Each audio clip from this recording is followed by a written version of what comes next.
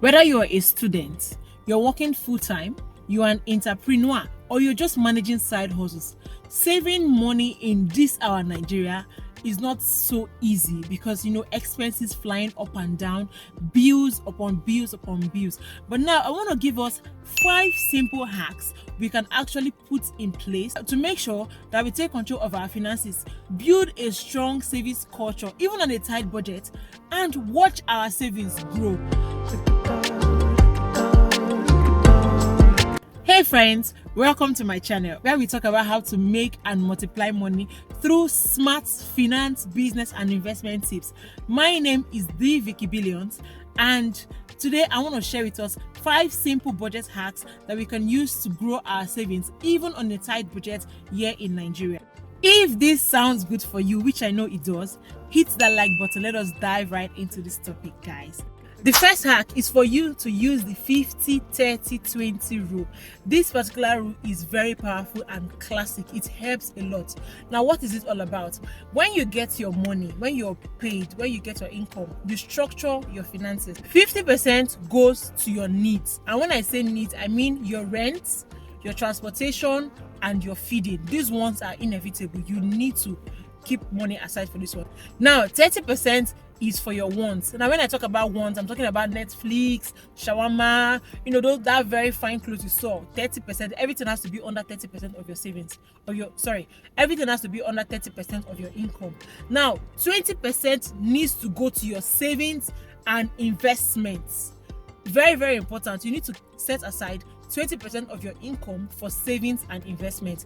Now, it doesn't matter how much you're earning, whether you're earning 50,000, you're earning 500,000, you're earning 10,000. Make sure that you follow this rule. That is hack 1. Hack number 2 is for you to save your money before you start spending, not after you spend. Why this is very important is that if you get your money and then you decide that, okay, let me spend first before I start saving, before you know, everything will be gone. Otilo. So it is very important that once your money comes in, you set aside the one you want to save. You can either do this by keeping the money in a separate bank account, or you use saving apps, or you use your piggy bank, this small box that you use to save money. It is very important. Now, if you're using a savings app, you can put it on auto savings. Like once the money just comes in, bam, it just goes out. You understand? To make sure that you don't spend everything and you are able to save an amount that is needed for future purpose. Number 3 hack is for you to cut off those silent leaks.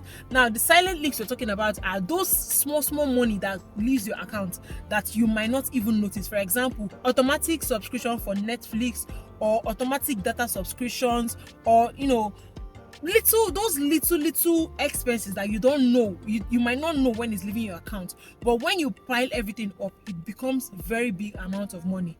Now, make sure that you remove every single subscription from auto. Try to track your weekly and monthly airtime subscription, data subscription, because those little things that you're doing might end up eating a lot of money from you. Hack number 4 is for you to try a no spend challenge. Now, choose a week or a month where you're going to decide not to spend on your wants. And when I talk about your wants, I'm talking about that clothes you're seeing online. No impulsive buying, basically. So focus only on your needs for that period of time. You can actually challenge your friends to join you in the journey. You'll be so amazed at how much you'll be able to save within that month or that week where you do that no spending challenge. Hack number 5 is for you to apply the 1 market day rule. Why does this work? Because this helps you to avoid impulse buying, impulse spending, both online and offline. Now, how do you do this? If you see something that you like and you want to buy, just wait. Give yourself 24 to 48 hours. Ask yourself within that period, do I really need this, or it's just shakara? I just want to buy it because my friends are buying it, or because it's trending or something.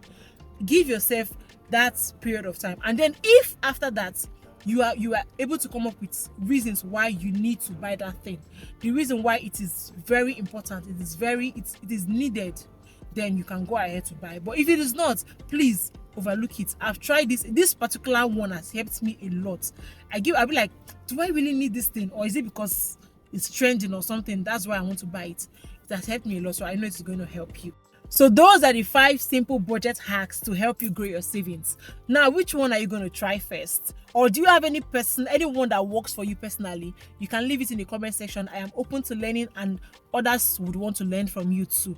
If you found this helpful, please like, share, and subscribe for more smart money tips because we drop videos every Wednesdays by 5 p.m.